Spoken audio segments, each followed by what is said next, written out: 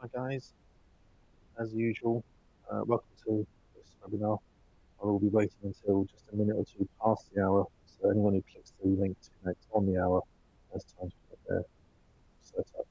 So you're in the right place. Um, wait until a minute or two past the hour to start the webinar.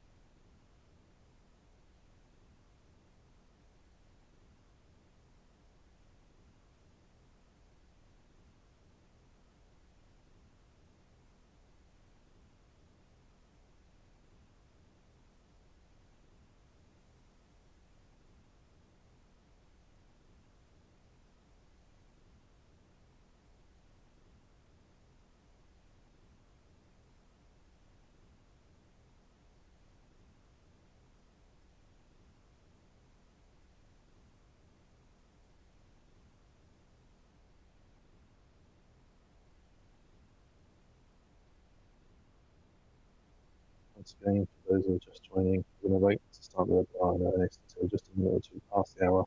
So anyone who's just clicking on the link on the hour has time to fully connect.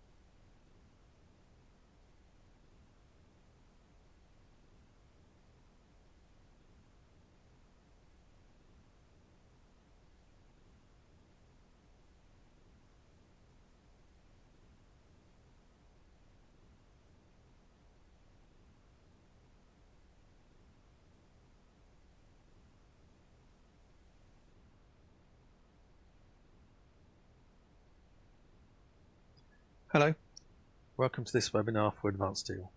We're calling it the Advanced Steel Summer School, and this is part 2 of a series, Adding Joints. My name is Alec Giles. You can read my bio on the right hand side there. But the bottom line is that I've been working for Greytech, doing 100% consultancy, training and support for Advanced Steel for over 12 years now.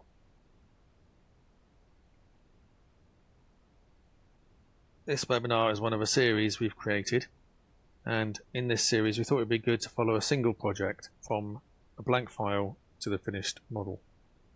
And since these webinars are going out about the same time as the kids go back to school generally, we thought it would be fun to do a school building for you.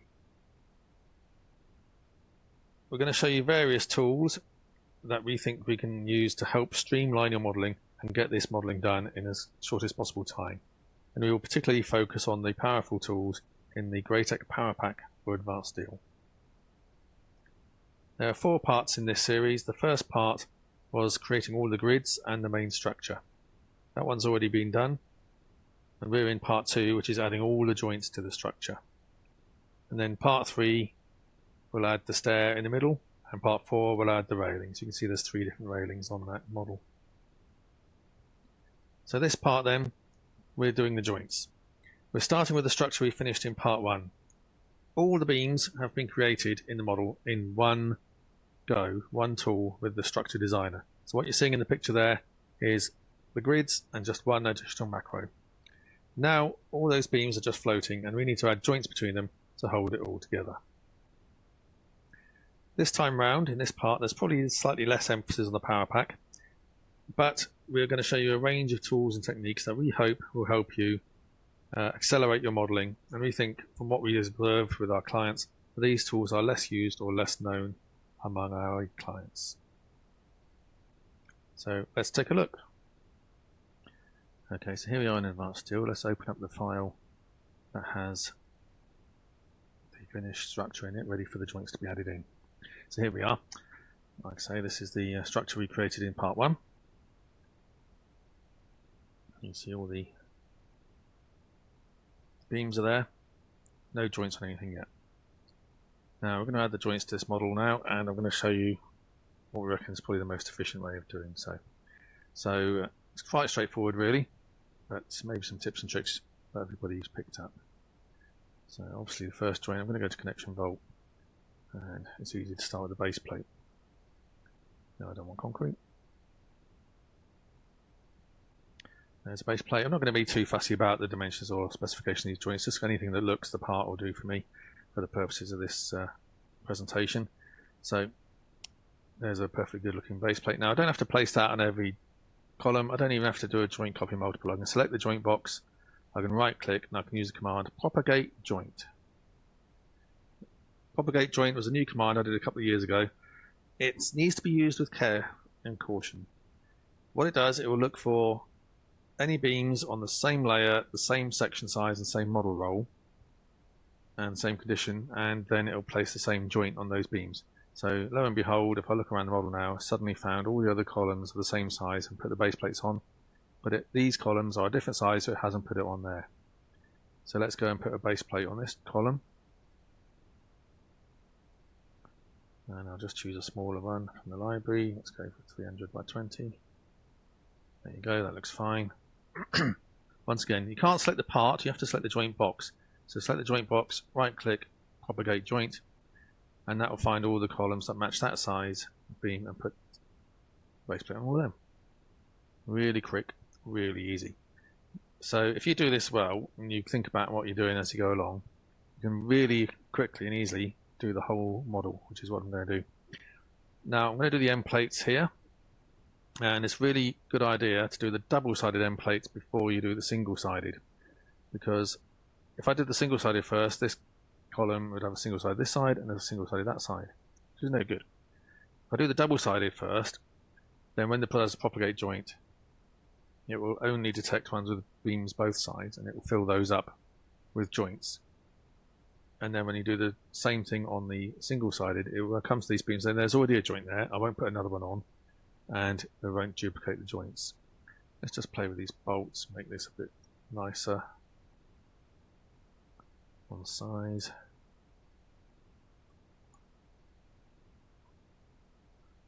How's that? Yeah, close enough. That'll do. So, like I say, I've got the double-sided. I right-click on the joint box, propagate joint, and it finds throughout the structure, everywhere you've got the same column, same two secondary beams meeting up.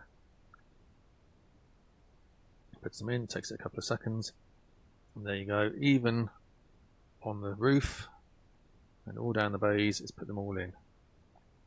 And now, because I've got the double-sided covered, I can do the single-sided. So let's spin around to the other side of this. I'm going to see what I'm doing here. Now I'll do a single-sided.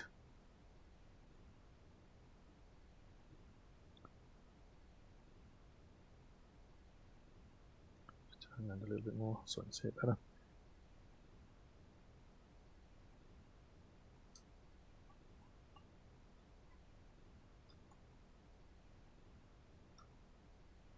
There you go, that'll do. Select that and propagate joint. Like I say, although it would come to this column and find it's got a single side that side or that side, it will detect there's already a joint there, so it won't duplicate the joints this time. It'll say, no, I'll leave those alone, and it'll only put it on where I need the single-sided. So let's put one this end, up the top, and so on all round. Once again, I'll keep going with the same principle over and over. So need the one on this beam now, so another single-sided onto the flange. I think I'll have 3 bolts in the height there. Let's see what we've got in the library with 3 bolts. That'd be an EA3, something like that. Okay, well, it's got 3 bolts, but it needs a bit of touching up, so let's have a look. I want it flush at the top. We go if we do an 80 gap. Not bad. What about 50 at the start and end? Close enough, that'll do. So that looks reasonable to me. So once again, select that joint box, propagate joint. See the progress bar while it has a little think. Wait for it to give me back control. There you go. So an awful lot of the joints are already done. I'll do the haunch next. So it's an eaves haunch. And don't want anything like that. Let's beat that into shape. So the haunch bit, let's make that a bit longer. 500. Let's say 250 that way. And end plate. Don't need to be that wide. Yeah. Needs to be a lot longer. Yeah. And try and get the bolt spacing sensible. So let's go to bolt groups. I think they can come down a little bit.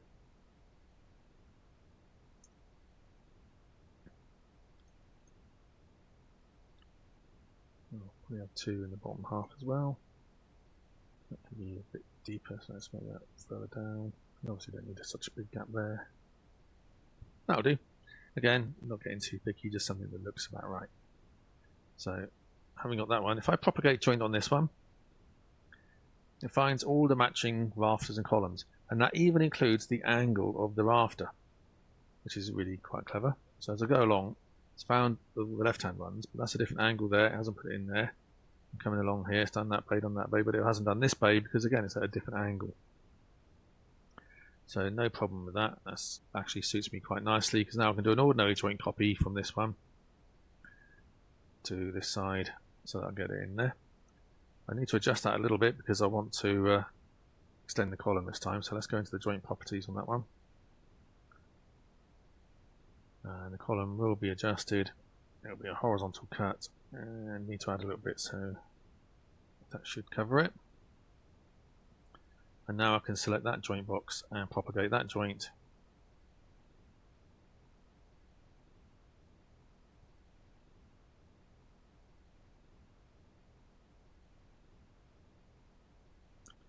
And that one's done the right hand sides going along. Lovely. Again, it doesn't do the last bay because there's different angles. So having got the gist there, I can do the next game. I'll do a joint copy on that one. From there to there. And to there. That's fine. perfectly happy with that. Doesn't need any adjustment. It's just it didn't propagate because the angle is different. I need to select the joint box to do the propagate along this edge. I can't see the joint box. So what I could do, I could go into the joint properties and then just not change anything. That'll turn on the joint box.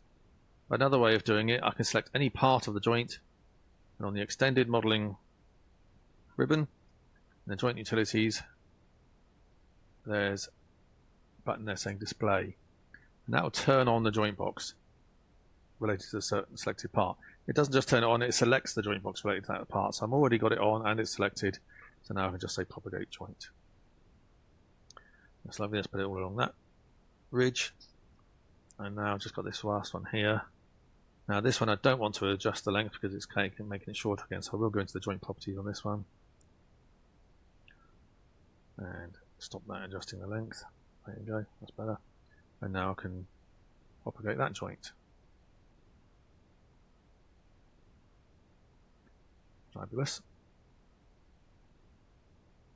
So all the haunches done, all the base plates, all the end plates and so on. Let's hide the joint boxes, getting a bit cluttered here. Right, the next thing I've got to do is the apex haunches. So apex haunch, 1, 2, and I'll just fiddle with that to make it look pretty.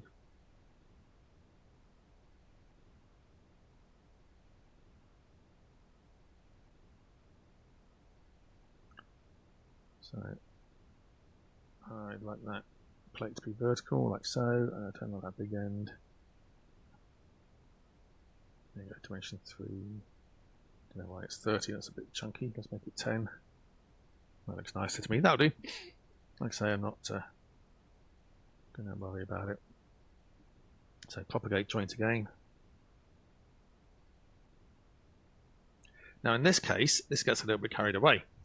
You have to be a bit careful with propagate joint because, like I say, it detects everywhere in the model where you've got matching beams, sections, matching model rolls, and orientations. So when this gives me back control, it takes a little bit more thinking about this time. So although the progress bar is finished, it hasn't given me back control yet. There you go, now it has. Have a look at this. Oops, because that and that, if you turn them over, match this and that, and the system lines meet in the middle, it's found that as a position it can put the apex haunch on upside down. Obviously it didn't want that. And that's going all down the building. So that's not quite what we wanted. So let's just go and delete those unwanted ones. These are easy to do. Just select one part of each joint you didn't want. But just something to be aware of. You have to use it with a bit of caution. Otherwise, you can get little unexpected results.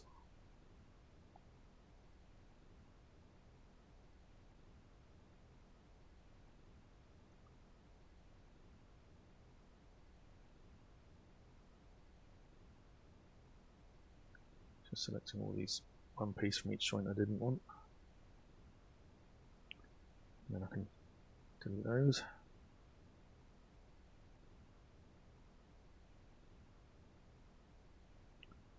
Takes a little bit of thinking about because they're joint groups, so I have to rearrange the joint group as well. Right, that's good. Okay, one last arrangement to do. So again, I'll do an ordinary joint copy because the basic idea is the same, just different angles. I'll do. Select that, any part of that joint, use the display command to change the joint box, and then I can propagate that joint. Right, that's gone all on there, so that's all my hot rolled joints except for this platform. So let's hide the joint boxes again, tidy up a bit. Now on this platform, I want to show you a couple of things. So this is RHS posts, so I'm going to use a fin plate on there just for some variety. The platform beams fin plate.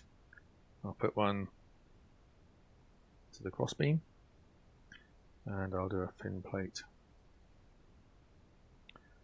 to the channel. So I've got the fin plate there, that's fine. I'm deliberately not going to adjust it yet. I'm going to take that one and I'm going to say propagate joint. And let's put it all the way along.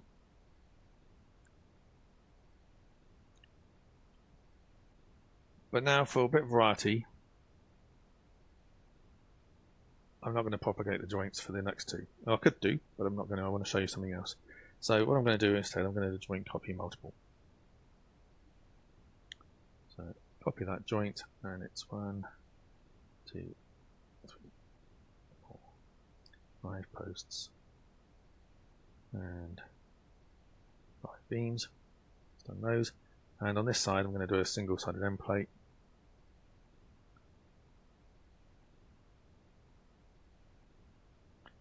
And again, I'm deliberately going to copy it before I've adjusted it because I want to show you some other ideas.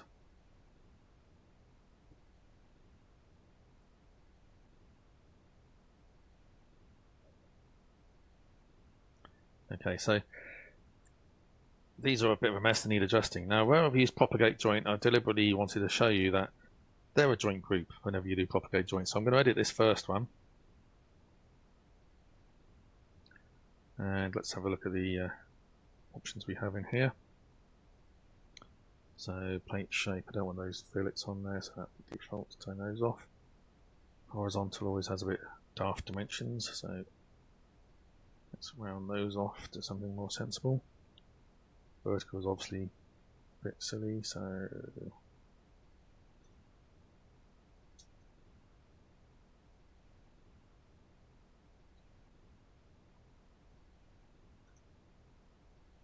okay, that's looking okay for that one. But like I say, propagate makes joint groups. So having changed that one, all of them, all the way along, have changed to match because they're a joint group. So that's handy when you do propagate. But joint groups can get a bit tied up in knots and can sometimes slow your system down or lock your system up with iterations checking all the joint groups. So maybe you don't want to do a joint group every time. So this time I'm going to edit this first joint over here now for this one. Now remember I did copy this without using the joint group or propagate. Just to use joint copy multiple. I'll do some similar edits just to get this into something sensible.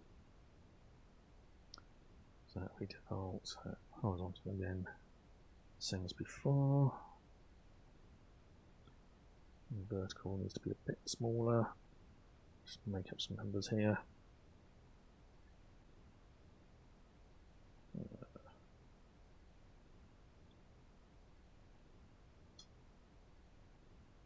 Close enough. That'll do. Okay, so now, because it's not a joint group, just a joint copy multiple, the others have not changed. But that doesn't mean I've got to go into all 6 of those and change them all one by one. What I can do, if I've got an example I want, I can use this command up here. So it's on the extended modeling ribbon. In the joint utilities panel, you've got transfer properties. So I can select that command, and I select the joints I want to change. That one. I can select this with the part or the joint box, it doesn't matter.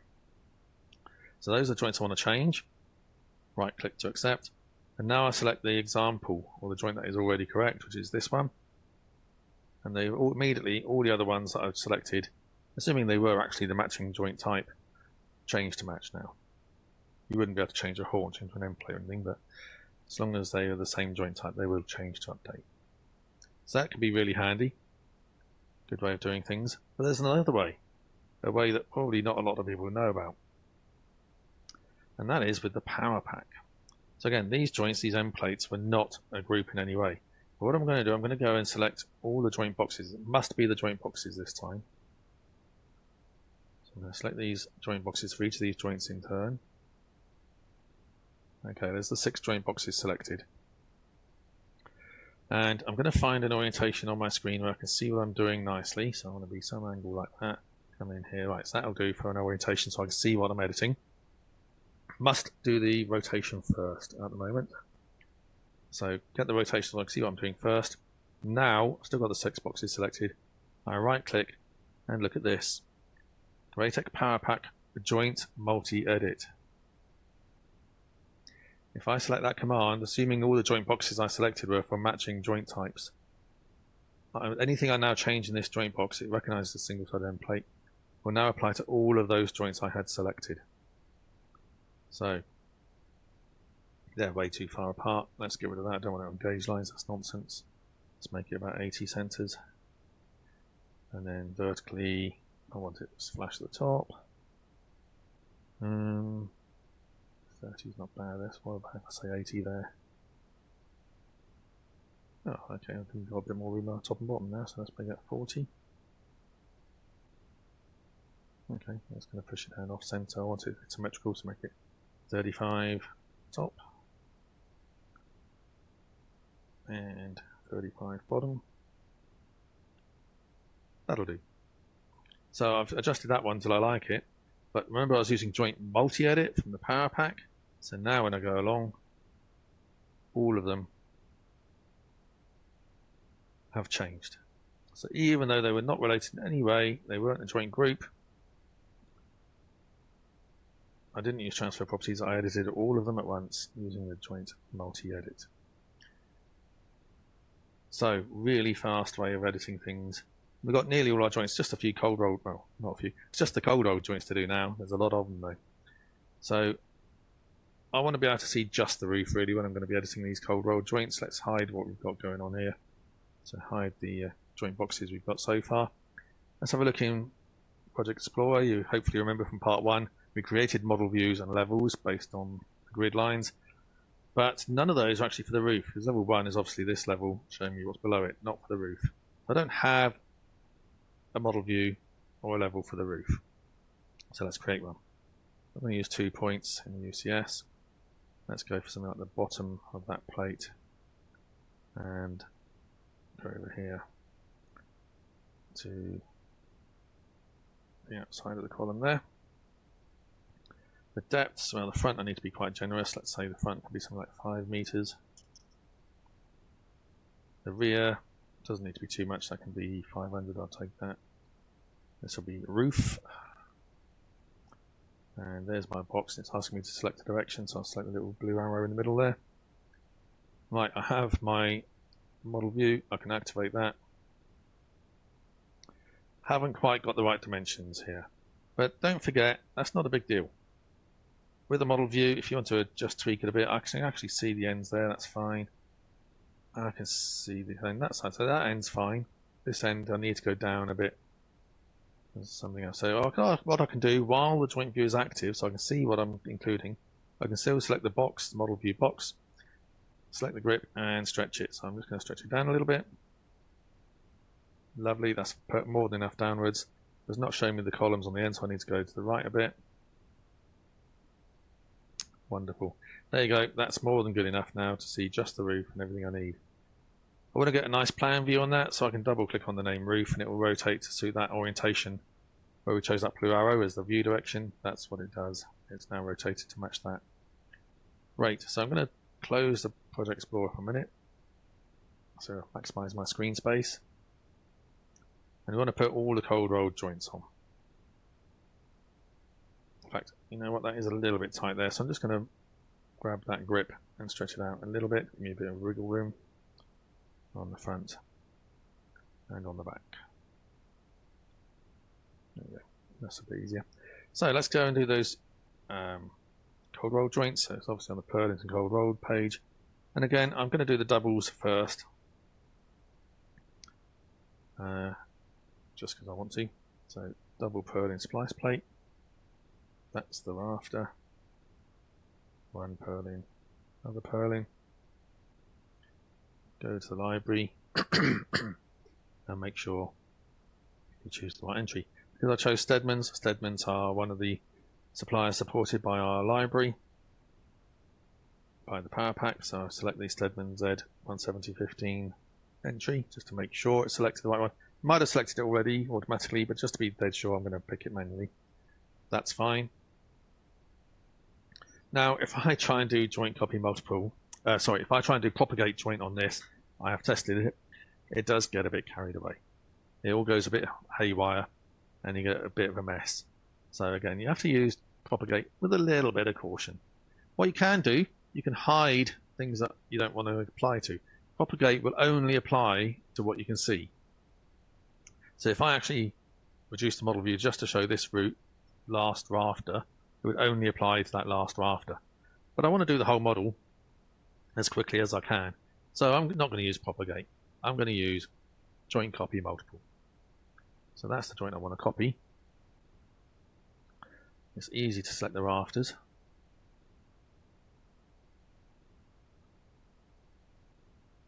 And like I say, I really want to do the whole model, so I'm just going to go along. This might look a bit tedious doing this. It's probably not hugely exciting to watch. I've got to select these things. But it's important to do it carefully. Let's do it right. Spending a few seconds extra here. It's going to save me massive amount of time.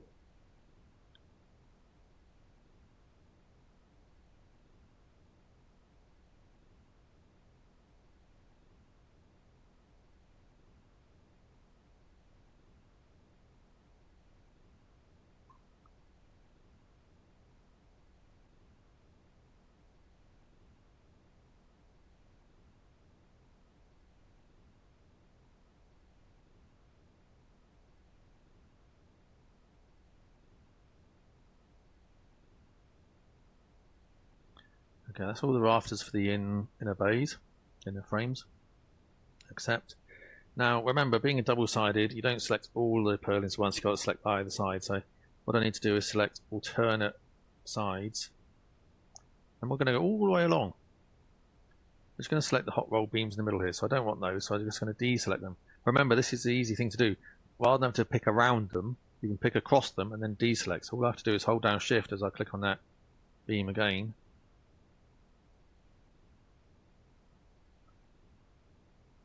And it will deselect it.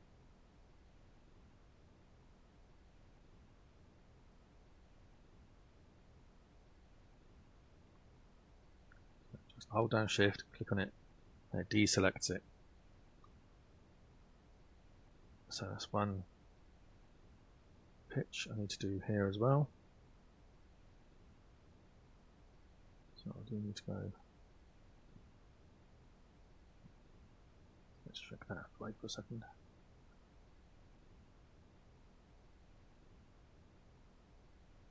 All the way along.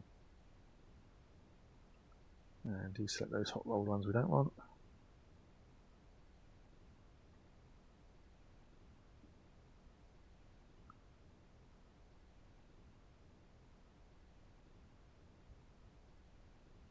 And then the last bay.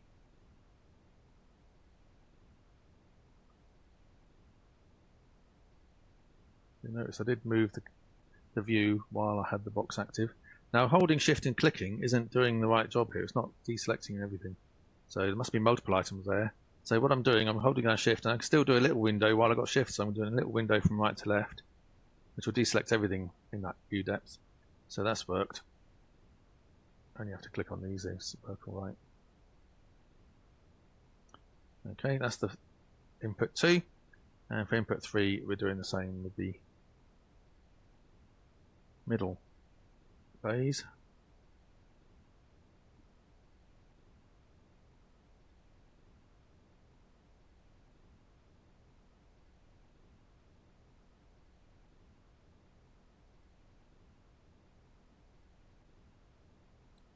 So last bit here.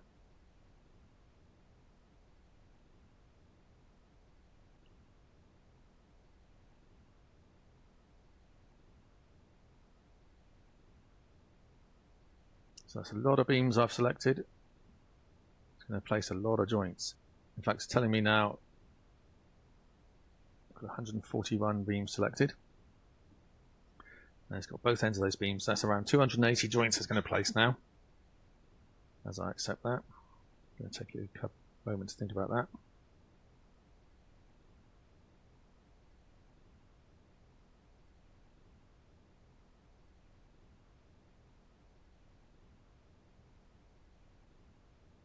Obviously a lot of work to put 280 joints on. There we go. You can see all the joint boxes all along. Now I'll do the single-sided. That's quicker and easier. That was the complicated one, the double-sided. So single purlin plate. After purlin. Double check it's chosen the right library entry.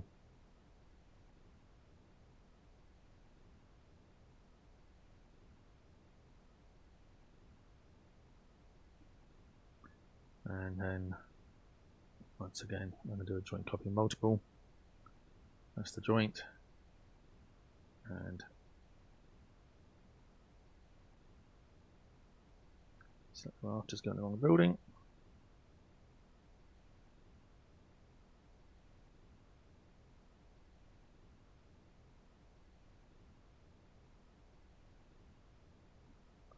Both sides.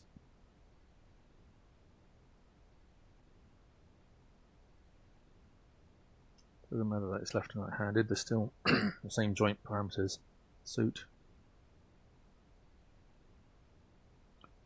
Okay, accept that. Now we've got to select all the purlins, not the one that's already got the joint on.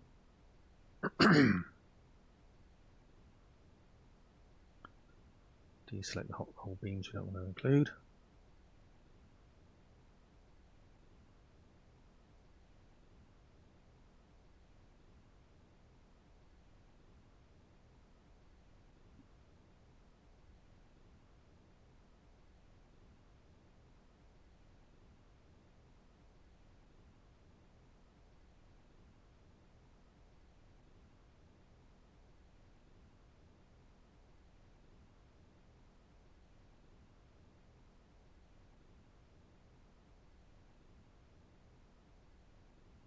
Just deselect all the ones I need to deselect. So accept that. Still going to put 140 joints on, so it's still going to take it a second or two.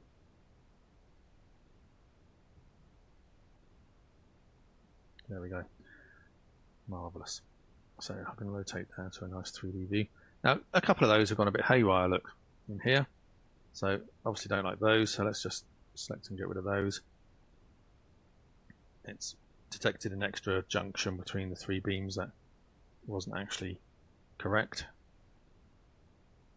But even when deleting it, still got the right joint still in there, so I'm happy enough to leave the rest of it alone. So just take away one or two stray ones, but everything else has all the joints on there. So that's a lot of joints placed, although it looks a bit tedious watching me pick those. A lot of joints placed very quickly.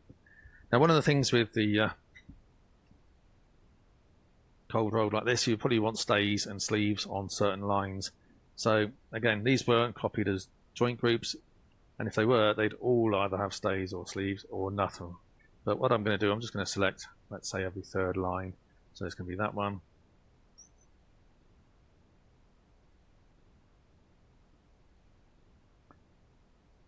And then 1, 2, 3.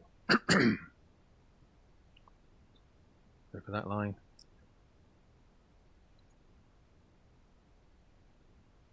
Just the doubles, because the singles are a different joint, so I can't activate it on the singles at the same time. So 1, 2, 3, do that line.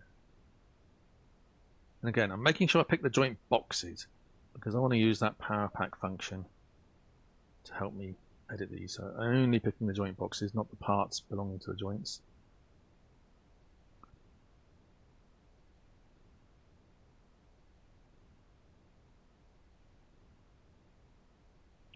Going down the line.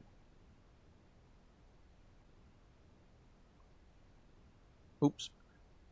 Now that happens quite a lot. Obviously, none of us are perfect, all fumble and click the wrong thing, but don't panic. I see it all the time. People would do that. They pick that beam and think, oh, cancel, start all over again. There's no need to do that. Remember, just as we've just been doing, just hold shift and click on the incorrect object again, and it deselects it. There's no need to cancel and do all those inputs again, starting the whole command again. You don't want to lose those inputs you spent time carefully selecting all those previous beams. Just when you fumble, just deselect the thing you meet, the incorrect item using shift, and go back and select the correct items if needed. Continue the command where you left off. See, it's going to happen. You know, I can't avoid it. You're never going to get every click perfect. There's no need to keep doing the command 15 times, trying to get 30 or 40 picks spot on first time, because that's just unreasonable and wastes a lot of time.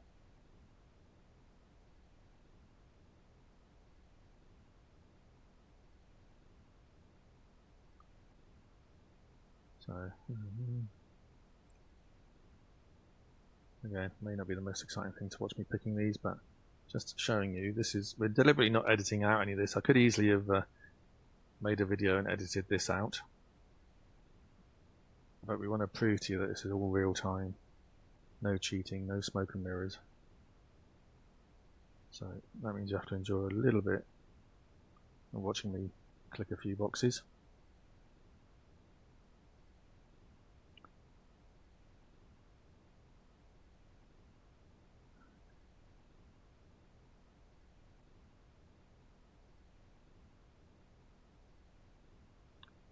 Last bay now, so you're nearly there.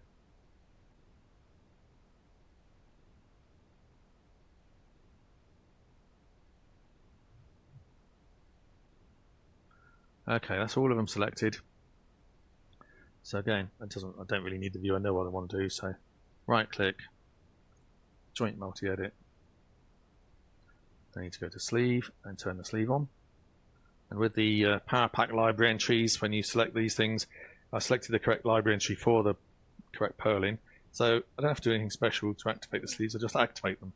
All the properties are already set up correct, all I need to do is activate it. And the same for the stays, all the properties for the stays are already set correctly, I just need to activate them. So thinking about it, it's got a lot of joints to do there. And then I go to the stays and activate both sides. Again, it's going to take it a few moments, but all the rest of the properties in that box are already set because of the PowerPack data we provide.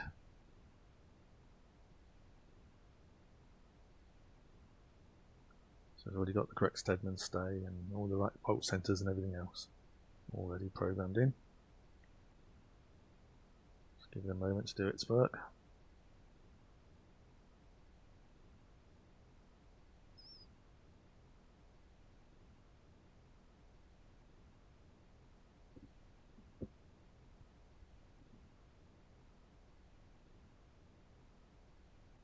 Okay, it's done. So that's all I need to change. I can close that, and if I look around now, you can see all these different ones have stays and sleeves all down the model. So happy with that. I'm going to hide the rubbish, go back to Project Explorer and turn off my model view.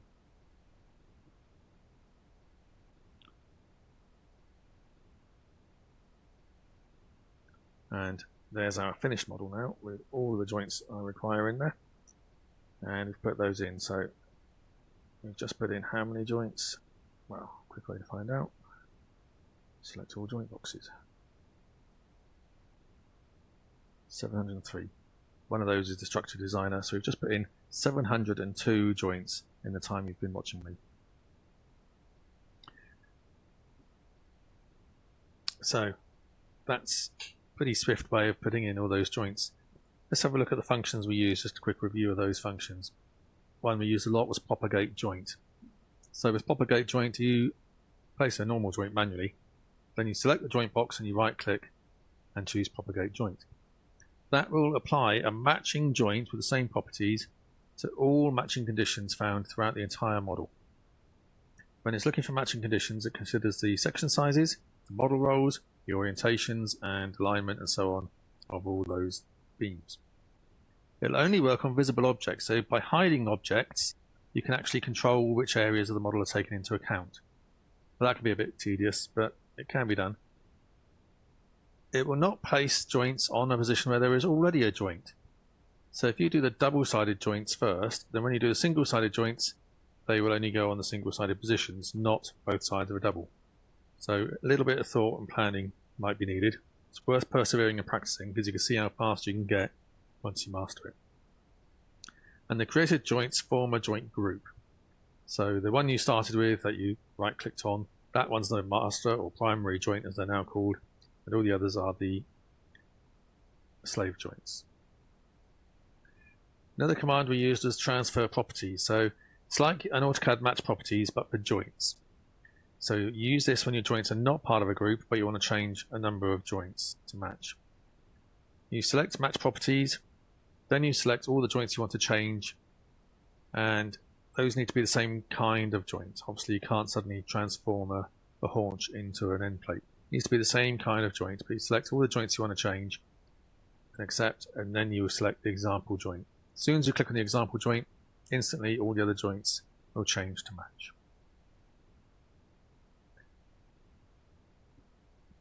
And another powerful function you use, which I don't think very many people realize is there, is the Greytech PowerPack Joint Multi-Edit. So really good joint tool, this one. You can select the joint boxes for lots of different joints of the same type. So again, they're not part of a group, but they are the same kind of joint. They're all single-sided end plates or all haunch joints or whatever. You have to be the same type, but you don't have to have the same parameters. So you might have a single-sided end plate with 3 rows of bolts, and another one with 2 rows of bolts, and another one with 3 rows of bolts. You could edit all of them at once if you wanted to. So you select all the joint boxes, then you need to orient your view as you require to see what you're doing as you're editing the joint. You must orient the view before you do the next bit, which is to right click and select the multi-edit command. So orient the view, then right click and select joint multi-edit. Any changes you make to the parameters within that joint properties box then will apply to all of these selected joints. So maybe I just wanted to change the bolt spacings horizontally. I can change those on the horizontal bolts page, and it won't mess them up so they have 2 or all have 2 rows or all have 3 rows. They would still have all their different number of rows, but they would have the same horizontal bolt centers. Other parameters are not affected, but anything you change in the joint properties at that stage affects all the joints simultaneously.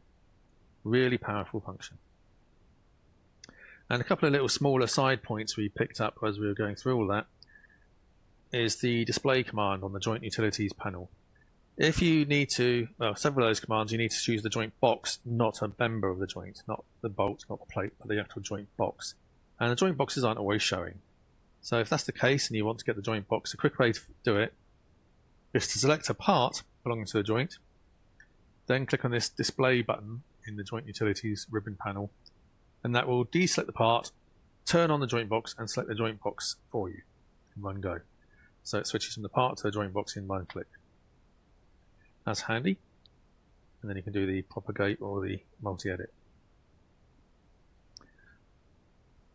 And the deselect idea. I see it a lot when people are doing a lengthy command, or you do joint copy multiple with some big selection sets there, and they might fumble and pick the wrong thing halfway through. And their instinct is instantly to hit cancel and start all over again. So you get to the 14th beam and they miss and click, oh no, cancel, start again. Get to the 15th beam, oh no, cancel, start again. Mess up the 10th beam, oh no, cancel. Don't do that. You're never going to get them all right first time. You don't need to be that hard on yourself. If you pick the wrong beam, fine. Just carry on and hold shift and then click on the wrong beam or the wrong item again, and it will deselect it. So holding shift while you click on anything that is selected deselects it. You can even do that with a little window if you want to. And you can then carry on in mid-flow picking all the correct items. So if you fumble beam 15, that's fine.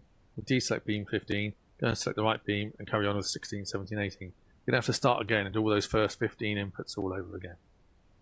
And as you saw when I was doing the purlin joints, you can even do that deliberately. So I selected everything. I knew I was picking hot roll beams as well with cold rolled, and I did my window. Then I went back and deselected the hot roll beams so that I had the correct input for the joint copy multiples on my purlins. So this deselection is a really useful thing to get the hang of using. Get into the habit of making the most of it. It can make your life so much easier to pick objects. So let's review what we've covered then. We've now added all the required joints to our structure.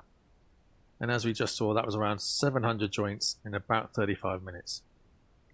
We also selected certain groups of joints after they were placed, but adjusted the whole group together. And we showed 2 different ways to do that. So to do this, things we've done, we've made careful use of propagate joint, joint copy multiple, transfer properties, which is a very good one, and the very nice Greytech PowerPack joint multi-edit. So combining those 4 functions and using them judiciously can incredibly speed up your modeling. So the next chapter in this series, we've now completed the main structure. All the beams are there and all the joints are there for the main finished structure. So the next step is to start adding the secondary steelwork into the structure. So in the next chapter, Rob's going to create the main stair in the center of the building, something like the picture there. He will use a single macro to create that whole stair, and he'll show you some of the advanced features and abilities of that macro. So, see you there. Thanks for your time and attention.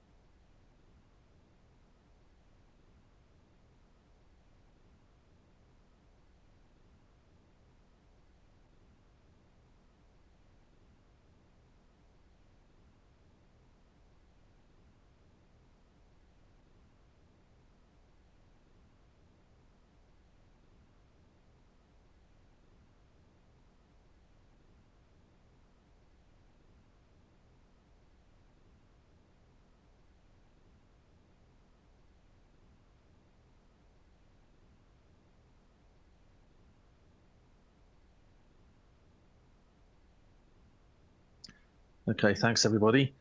If you have any questions, there is a Q&A panel here, which I'm going to highlight. If you type any questions you have into that panel, then I will do my best to answer them for you. So I'll wait a couple of minutes to see if anybody has any questions. Just type them in. I'll highlight it again into this box in the Q&A panel, and I will answer them as best I can.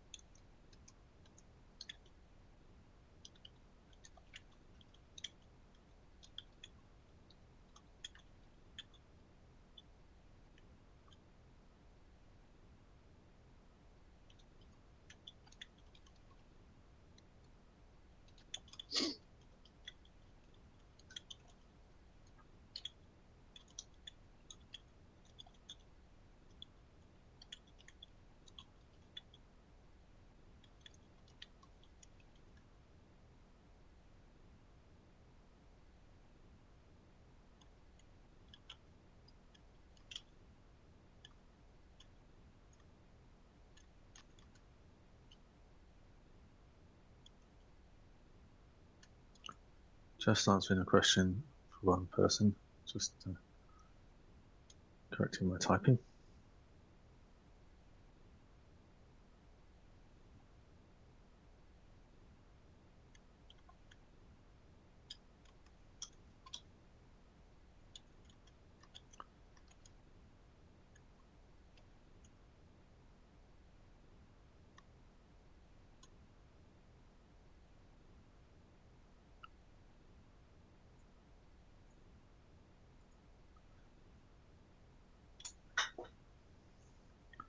So Stedman's were one of the companies that have worked with Greytech to have their cold roll data updated in the system. You'll see on the PowerPack ribbon there's some icons for cold roll suppliers. Stedman's is one of them. Hadley's have had their Ultra 2 range added to the whole system.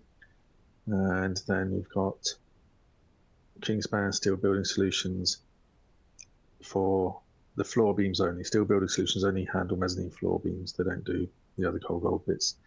But their products are included, their full range, all the joints recognize them. They even have their own CAM output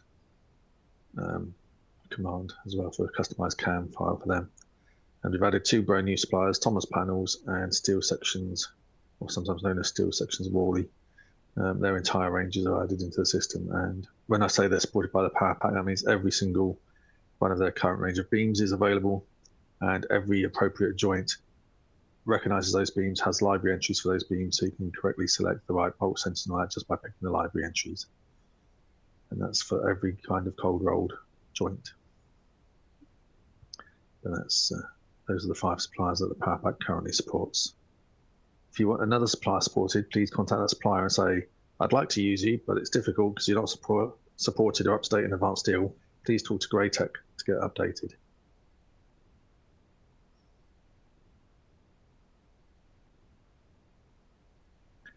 Any other questions from anybody?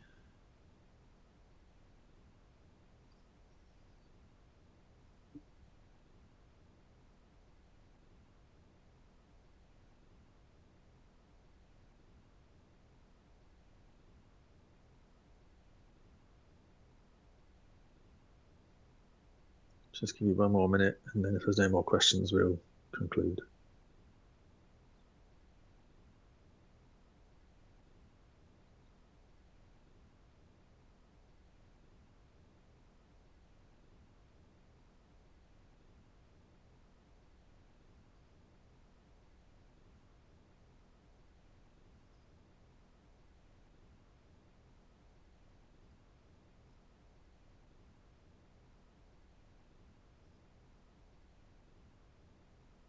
No, okay then. So I think that's all the questions today. So everybody, again, once again, thanks for your attention and your time. I hope you found that interesting and you've learned a few tips or tricks to make your modelling more efficient. Don't forget these 2 more parts next week, on Tuesday and Thursday next week. Go to the greytech.com/UK website and go to events, Advanced Steel Summer School, to register for those as well. And we'll finish the building there. So thanks very much. Have a good day. Bye.